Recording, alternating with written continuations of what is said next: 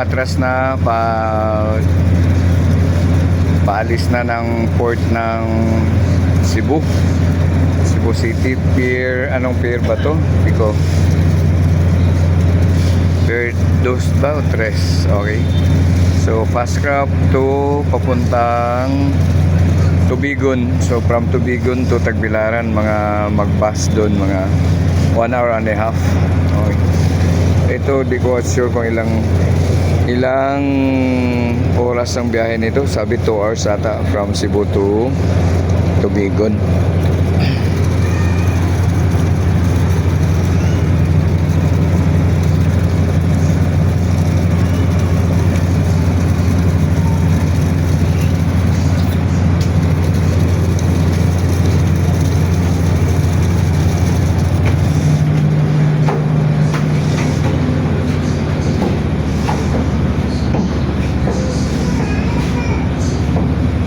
Makita ko bali sa 3rd floor ito para matingnan ko kung ano ba ang dami pang bakanting buwan.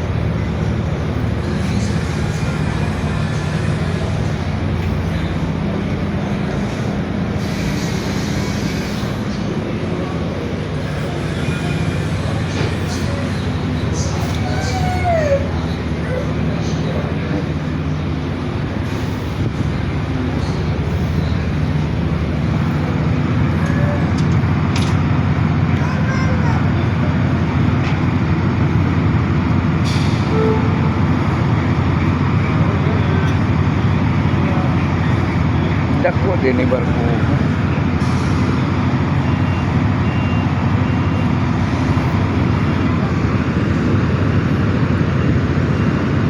Ang laking barko to, kala ko part ng yard ng ng Pantalan. Barko pala to, buong parang kalahati. Galing.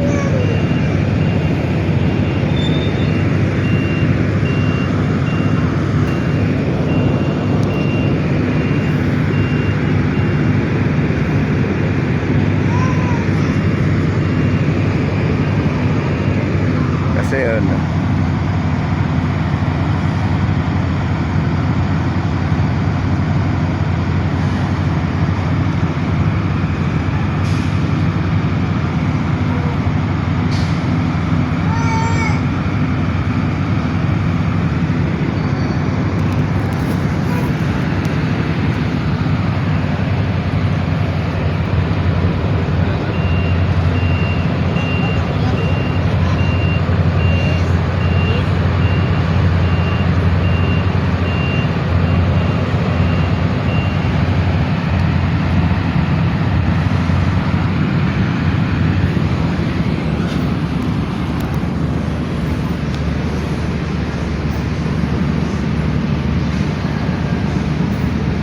ito yung kabilang side ng barko.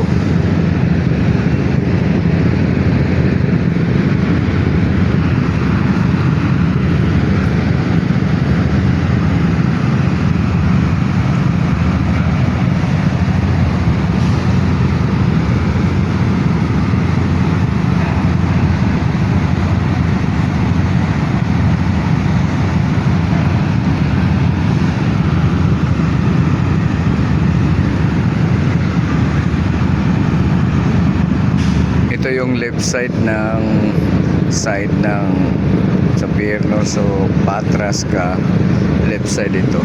Tapos palang kalahati ng barko ay para pang cargo ng mga sasakyan. Then sa kabila, sa right side, yun yung mga passengers. Ito.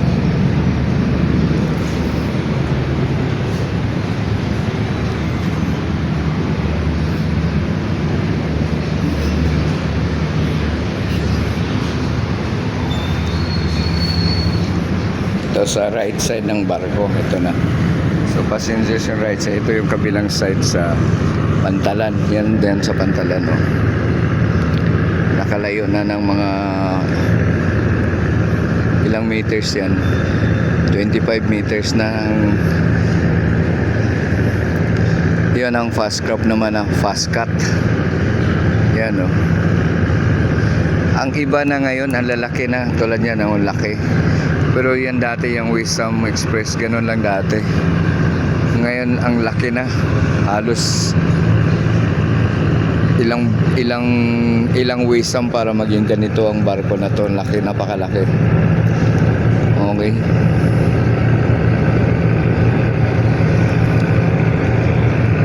So ito yung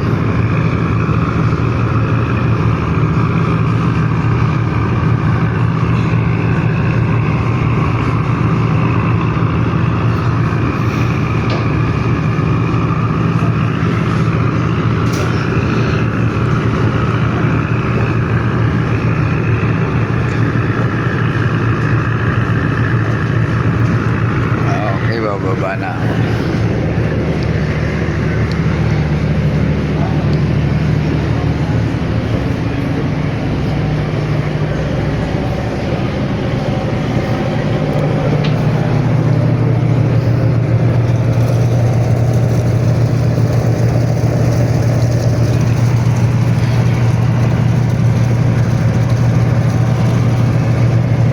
Ayan yung yun na yung part ng malayo na tayo sa mainland ng Cebu. Yan o.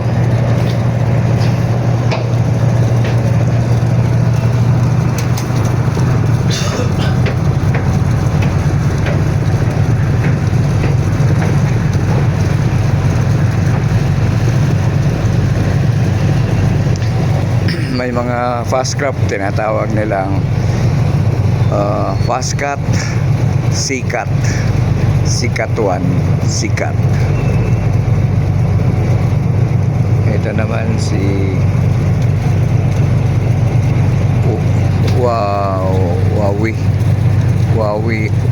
Wow Cebu pala yan. Wow Cebu Star Camps.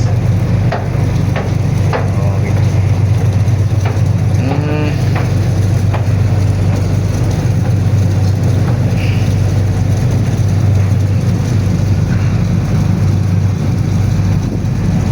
Bilis, oh, malayo na.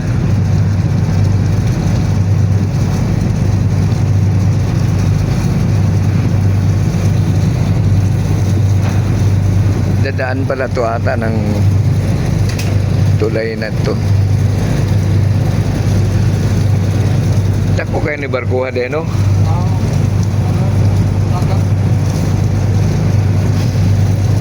Pila ka oras pa dong tubigo na ni? Sakto nga.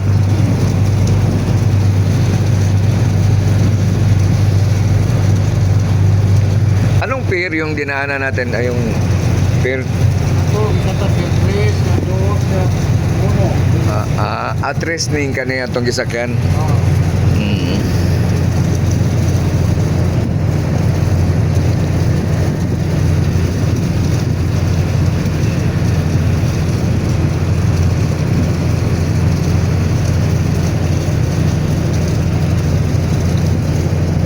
Agi dita ng tulay, no? Saan nga tulay na? Yung Cordoba ba yan? Ano yan? Yun yung padung sa Cordoba. Sa tulay nga ka ng Bagong tulay ba? yung Sisilig. singat? Sisilig. Manahamin, utility ba? Pero matibay naman ba yan? Japan ba? Japan? Hindi ko sigurado kung Japan o China ang kontrakto. Basta subukan niya nung naglindol. Ito ang magulo. Okay na, no? Buti na lang hindi bumigayan. Hindi, basta ka na mga bagong tulay ka mga basta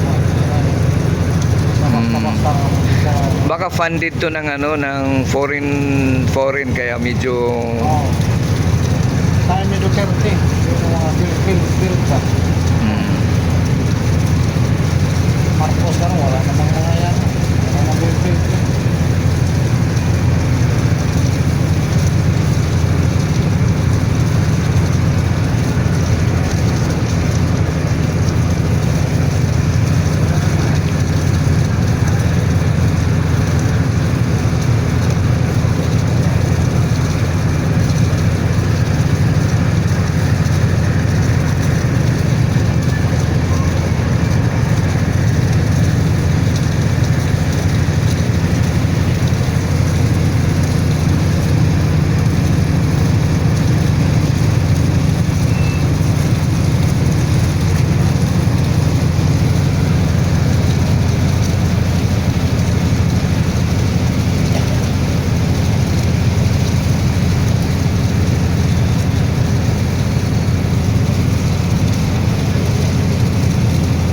Sikat din ba tong ano, yung kokalyong oh? Kokalyong. Oo. Parang, Sayas, Mindanao, Iloilo. oh, eh ito ibang design ng barko na to, oh, no? Ito, ang barko ito na bumiyahe doon sa malalamig na lugar. Mm. Mga nagtihilo ba na tuyo. Ah, parang pang foreign yan? Oo. May foreign pala sila? Hindi ko na karang domestic na pero galing nga doon sa Ah, okay. sa panakaramihan. Oo. Mga barko na kanaan ba. Oo. Ano siya ginagamit dito sa mga Oh, nabili nilang oo. diba yung babaw na ng mga tubig siya nakatambor. Kaya sa malamig, hindi magnawa ng mga tao sa loob ng mga roller lang. Oo. Yung design sa yung pangunahan. Close, naka-close oh. Icebreaker. Parang hindi gaano siya sikat yung kokalyong parang hindi gaano siya pinag-usapan ba no? Mag silent ano siya pero murang unti-unti siyang Kiri lang din siya. anong biyahe yan? Mayroong Surigao, Pamindanao, Mindanao, mayroong Iloilo, mayroong Manila, may wala. super Ito siya kung Manila ang biyahe. oo. Sa travel time niya sa Manila, pag-get nila, okay sila. Kaya umabot Manila, kamayra pa sa'yo. Oo. Malugi sila no?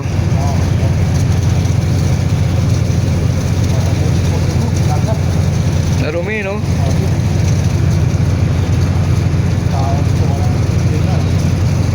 Labay lang ang nasura ko. Oo. Ilog, dapo.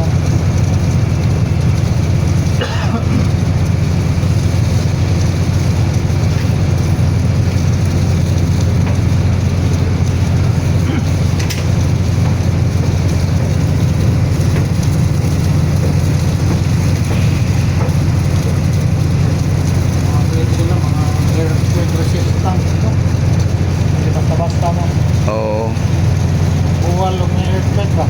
Ang malas niyan kung bumigay nung paglindol no, nako isyong-isyu yung tulay na to. Karamihan basta mga foreigner ang contractor. Sabi na, Mm. matagalan nyo. Bye. Sa mga bagong building ngayon dito, hindi ba yun? Oo.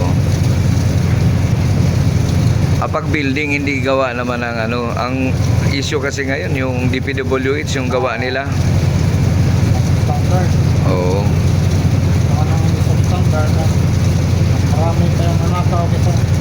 Kaysa nasa tama.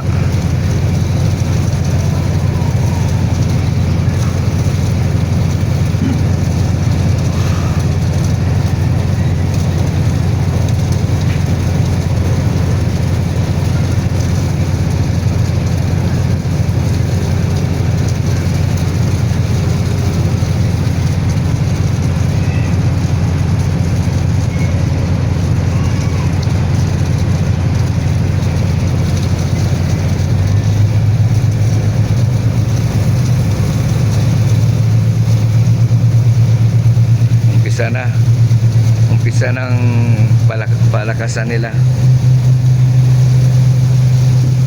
Mga kabilya nito, ginagamit hindi pinatapla ng kalawang.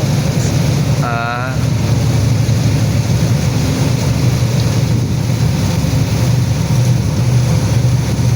Bakal, ilaw na ilalim, bakal, rotate ng semento.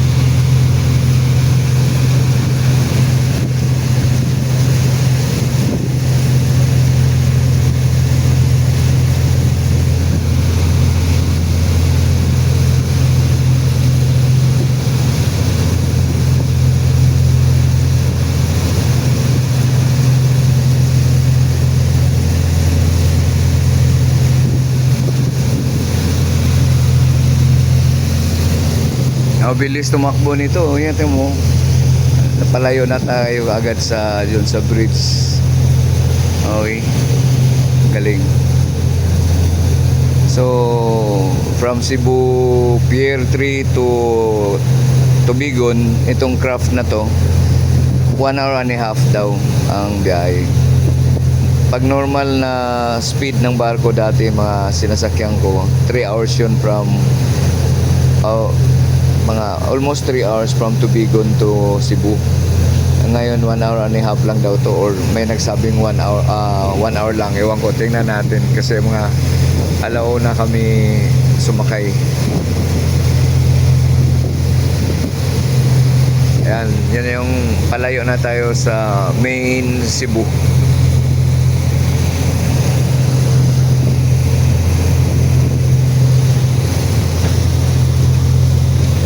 Pagka nalayo na sa pinaka Cebu, putulin ko na muna to. Dapat pala wala akong load data kaya hindi ako maka-live.